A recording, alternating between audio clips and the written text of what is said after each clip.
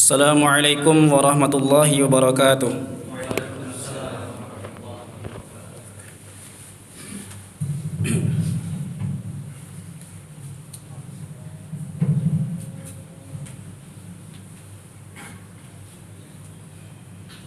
Allahu Akbar,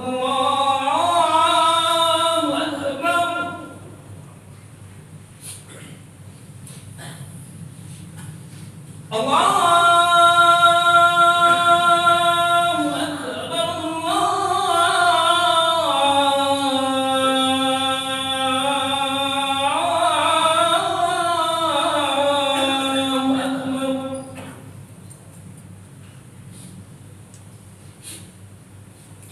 Asyhadu an la ilaha illallah.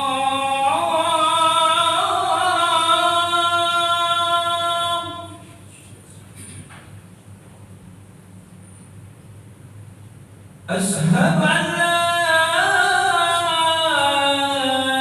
ilaha illallah.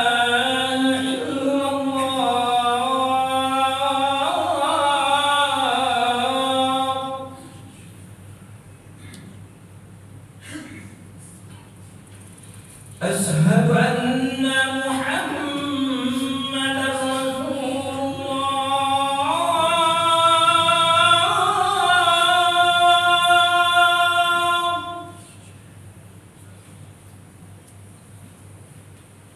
Asyhadu anna Muhammadar Rasulullah.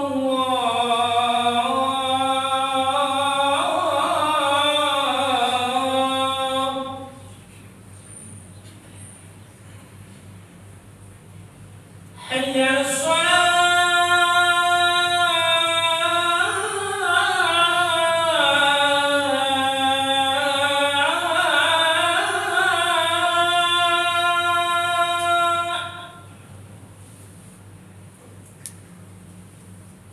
حي على الصلاة.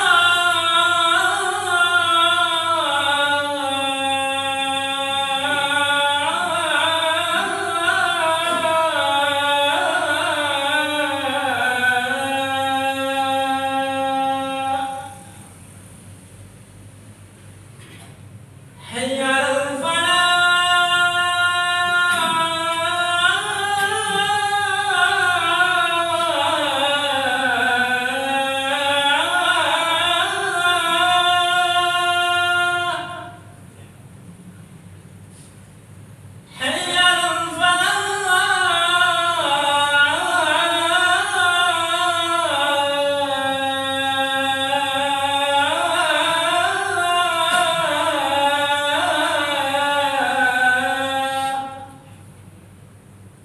Allahu Akbar, Allahu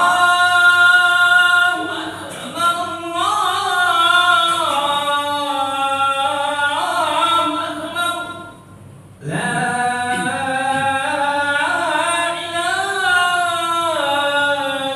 illallah.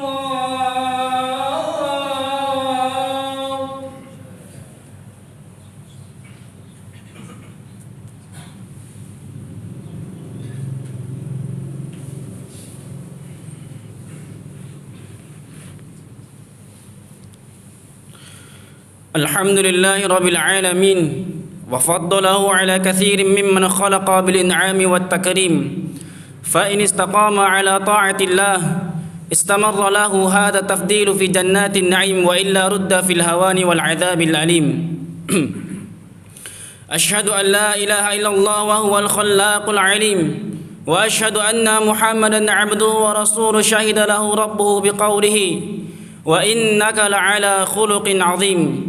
وصلى الله عليه وعلى آله وأصحابه الذين ساروا على النهج القويم والصراط المستقيم وسلم تسليما كثيرا مزيدا أما بعد. Faya ikhwani kaum muslimin yang dirahmati Allah Subhanahu wa taala.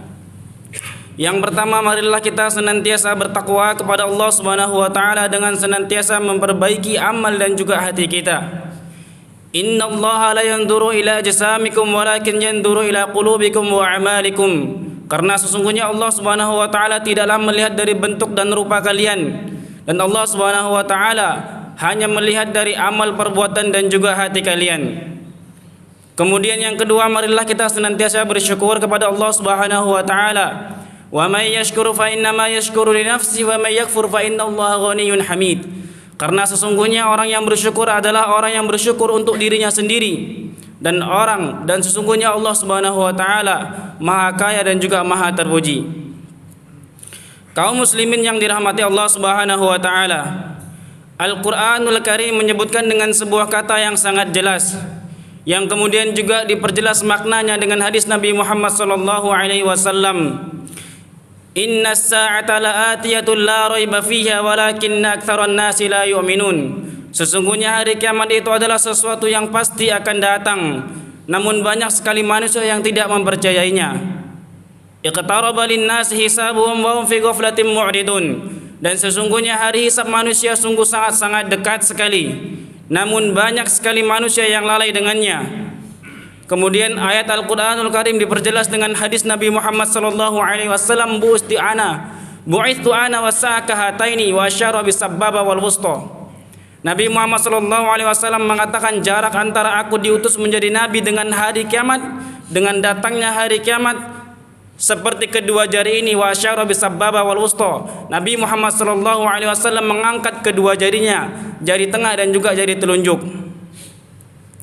Di dalam Al-Qur'anul Karim dan juga di dalam hadis yang sudah kita sebutkan menunjukkan bahwasanya hari kiamat sungguh sangat dekat sekali. Ketika malaikat Jibril alaihi salam bertanya kepada Nabi Muhammad sallallahu alaihi wasallam, mata sa'ah, kapankah hari kiamat itu akan terjadi? Kemudian Nabi Muhammad sallallahu alaihi wasallam menjawab, mal mas'ulu anha bi'alama minas sa'il. Tidaklah yang bertanya dan juga yang ditanya sama-sama tidak mengetahui kapankah kiamat itu akan terjadi. Ini menunjukkan bahwasanya tidak ada satu makhluk pun di dunia ini yang mengetahui dengan pasti kapankah kiamat itu akan terjadi. Hanya Allah Subhanahu wa taala yang mengetahui kapankah kiamat itu akan terjadi. Kemudian malaikat Jibril kembali bertanya kepada Nabi Muhammad sallallahu alaihi wasallam, mata sa'ah fa akhbirni an amaratiha. Maka tunjukkanlah kepadaku tentang tanda-tanda kiamat tersebut. Maka Nabi Muhammad sallallahu alaihi wasallam menjawab, antalidal amatu rabbataha wa antaral hufatal uratal ala ri'a asya'i yatatawwaluna fil bunyan. Ketika engkau melihat seorang budak telah melahirkan tuannya, kemudian engkau melihat suatu kaum yang mereka bertelanjang dada, tidak menggunakan alas kaki, kemudian tiba-tiba mereka berlomba-lomba dalam membangun gedung, maka sesungguhnya ketika itu terjadi maka kiamat sungguh sangat dekat sekali. Di dalam hadis, di dalam Musnad Ahmad disebutkan, dalam riwayat yang lain dikatakan, manhum ya Rasulullah, siapakah orang yang engkau maksud itu ya Rasulullah? Kaum yang bertelanjang dada, tidak menggunakan alas kaki, kemudian tiba-tiba pengembala kambing, kemudian tiba-tiba berlomba-lomba dalam membangun gedung. Humul Arab, mereka adalah orang-orang Arab, kata Nabi Muhammad sallallahu alaihi wasallam. Kaum muslimin yang dirahmati Allah Subhanahu wa taala, di dalam Musnad Ahmad hadis Nu'man bin Bashir. Hadis ini disahihkan oleh Syekh Syuaib Al-Arnaud, menyebutkan bahwasanya kaum muslimin akan melewati 5 fase kehidupan, atau 5 fase sejarah, atau 5 fase kepemimpinan. Yang pertama, ahdun nubuwah, takunu nubuwata fikum masyaallah an takun thumma yarfa'u wa idza syaa'a yarfa'a. Yang pertama adalah ahdun nubuwah atau fase kenabian, di mana kaum muslimin dipimpin oleh seorang nabi dan kaum muslimin dipimpin oleh Nabi Muhammad sallallahu alaihi wasallam. Inilah fase yang pertama. Kemudian wafatnya Nabi Muhammad sallallahu alaihi wasallam merupakan akhir dari fase yang pertama. Masuklah kaum muslimin ke fase yang kedua. Takunu khilafatun ala minhajin nubuwah fatakunu masyaallah an takun thumma yarfa'uha idza syaa'a yarfa'ha. Fase yang kedua, kaum muslimin akan melewati ahdul khilafah atau fase kekhalifahan, di mana kaum muslimin akan dipimpin oleh para khalifah yang adil dan bijaksana. Namun fase ini hanya berlangsung selama 30 tahun saja. Sesuai hadis Nabi Muhammad sallallahu alaihi wasallam, al-khilafatu fi ummati 30 sanah, thumma mulkan ba'da dzalik. Fase kekhalifahan di umatku akan berlangsung selama 30 tahun saja, kemudian akan dilanjutkan oleh sistem kekerajaan. Kemudian meninggalnya Ali bin Abi Thalib radhiyallahu anhu merupakan akhir dari fase yang kedua. Masuklah kaum muslimin ke fase yang ketiga. Takunu mulkan 'abdan fatakunu masyaallah an takun thumma yarfa'uha idza syaa'a yarfa'ha. Fase yang ketiga adalah fase mulkan abdon atau raja-raja yang menggigit. Kaum muslimin dipimpin oleh para khalifah yang menggunakan sistem kekerajaan, di mana jika sang khalifah meninggal dunia, maka ahli warisnya yang akan menggantikannya.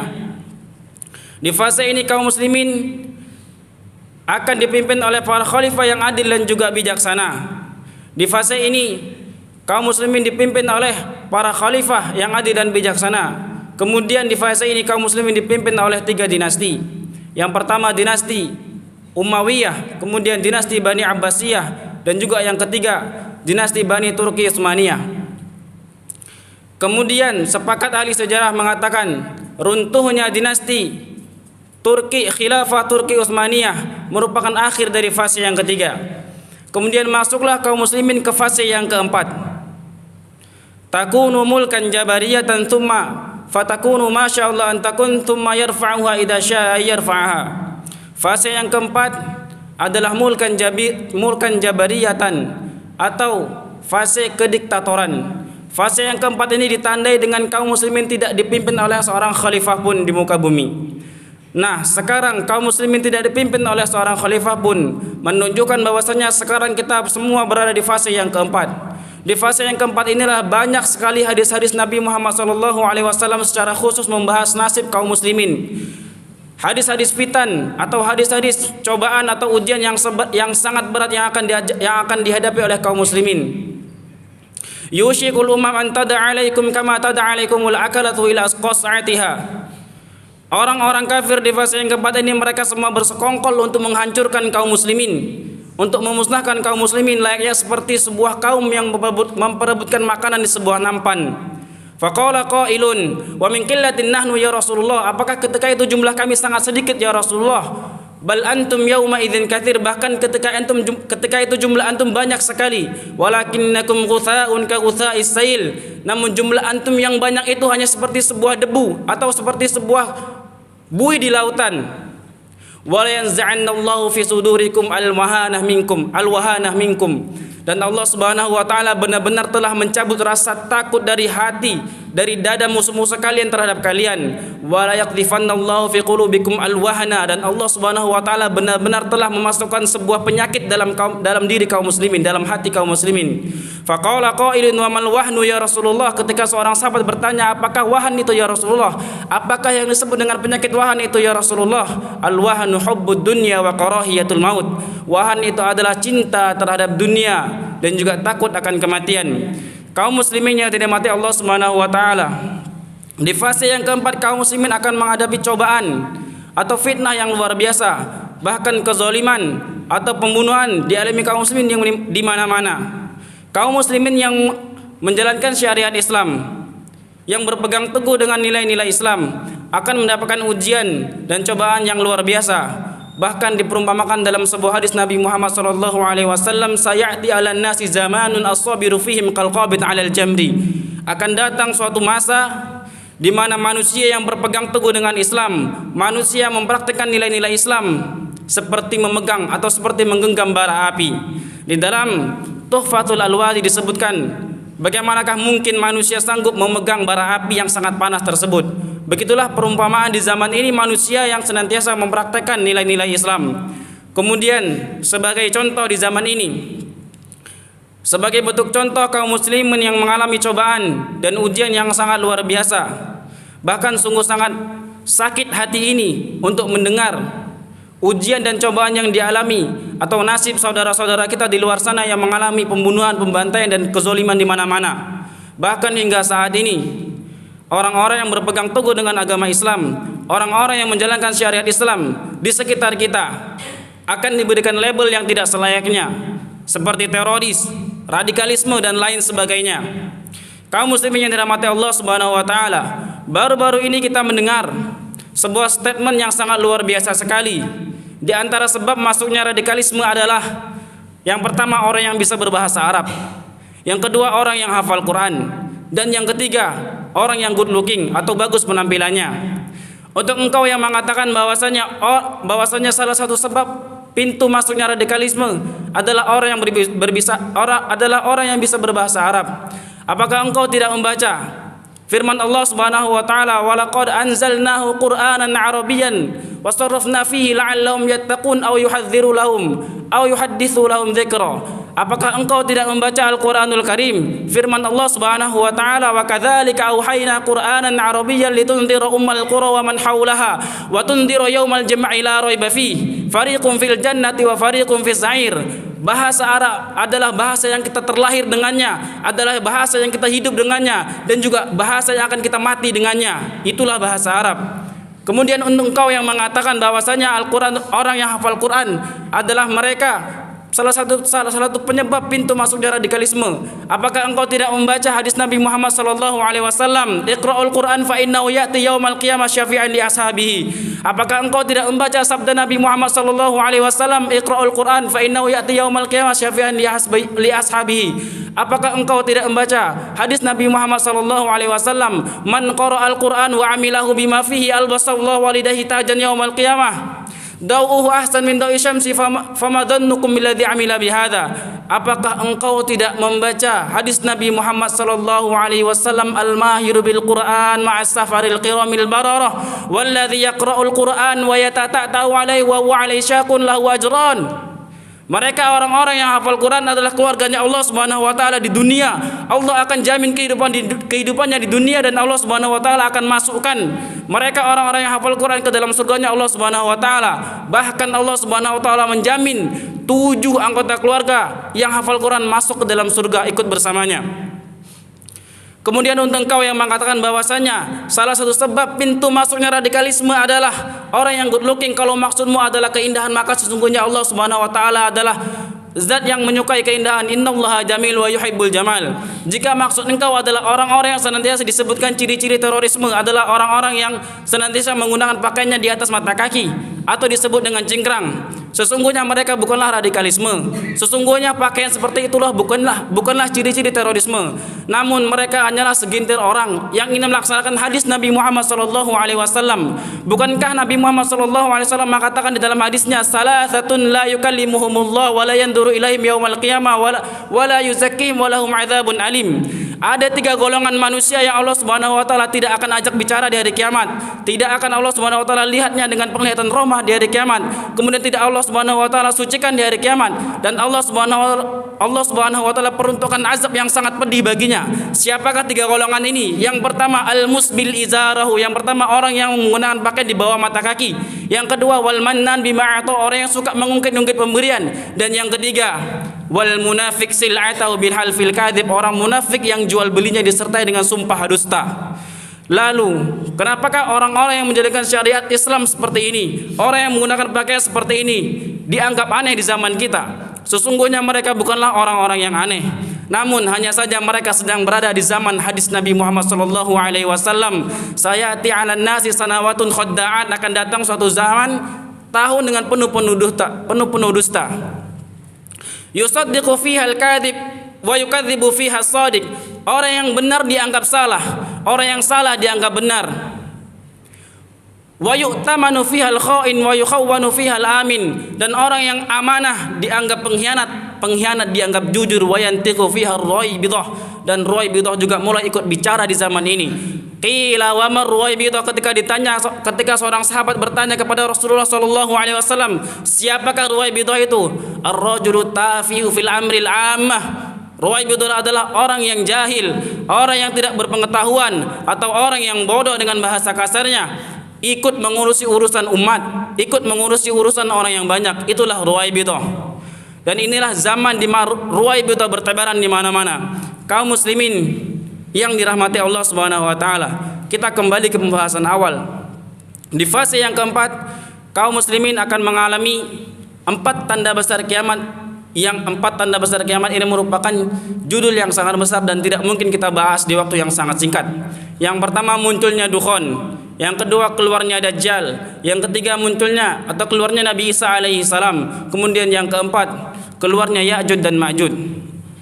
Kemudian setelah Allah Subhanahu wa taala musnahkan Ya'juj dan Ma'juj, kemudian masuklah kaum muslimin ke fase yang kelima. Takunu khilafatan ala minhajin nubuwah thumma sakat. Kaum muslimin akan masuk ke fase yang kelima, yaitu ahdul khilafah atau fase khilafah. kaum muslimin akan hidup aman, damai dan sejahtera. Namun di dalam hadis dikatakan fase ini berlangsung tidak lama.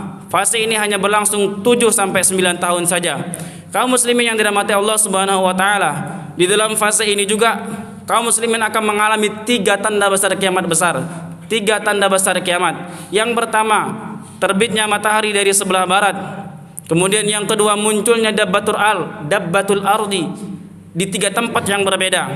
Kemudian yang ketiga, bertiupnya angin kencang disertai dengan tercabutnya seluruh nyawa kaum muslimin yang ada di seluruh dunia ini.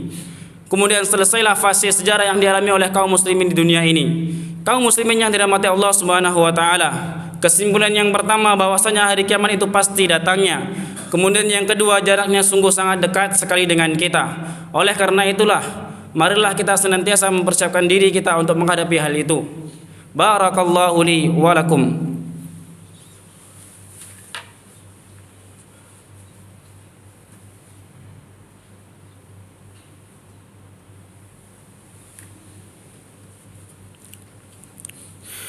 Alhamdulillahilladzi arsala rasulahu bil huda wa dinil haqq liyudhhirahu 'ala ad-din kullihi wa kafa billahi shahida.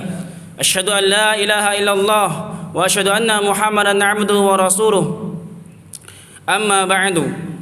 Kaum muslimin yang dirahmati Allah Subhanahu wa taala, poin pertama kita sudah mengetahui bahwasannya kiamat itu sudah pasti akan tiba. Kemudian poin yang kedua, jaraknya dengan kita sungguh sangat dekat sekali. Namun kita juga jangan lalai bahwasanya selain dari kiamat ada hal yang lebih dekat dengan kita, yaitu al-maut. Al-mautu haqiqah, kullu nafsin dha'iqatul maut. Kematian, kullu nafsin dha'iqatul maut, setiap yang bernyawa pasti akan mengalami kematian. Dan kapanpun, dimanapun, kita semua pasti akan mengalami kematian. Dan kematian bisa menghampiri kita semua kapan saja waktunya. Itulah hal yang lebih dekat dengan kematian. Kalaupun kita tidak membahas tentang kapankah kiamat itu akan terjadi, ataupun kita tidak mengerti bahwa sebenarnya kiamat itu sudah dekat, namun sesungguhnya kita juga harus waspada. Pertama dengan kematian, dan yang kedua prosedur kehidupan manusia atau umat Nabi Muhammad sallallahu alaihi wasallam yang disebutkan dalam hadis Nabi Muhammad sallallahu alaihi wasallam, a'maru ummati ma baina sittin wa sab'ina sana aqalluhum man yajudu dzalik. Umat manusia, umat Nabi Muhammad sallallahu alaihi wasallam hanya akan hidup selama 60 sampai 70 tahun saja. Aqalluhum man yajudu dzalik. Sangat sedikit sekali yang melewati itu. Setelah kematian, setelah kehidupan di dunia ini, kita akan dipindahkan oleh Allah Subhanahu wa taala ke alam yang kekal.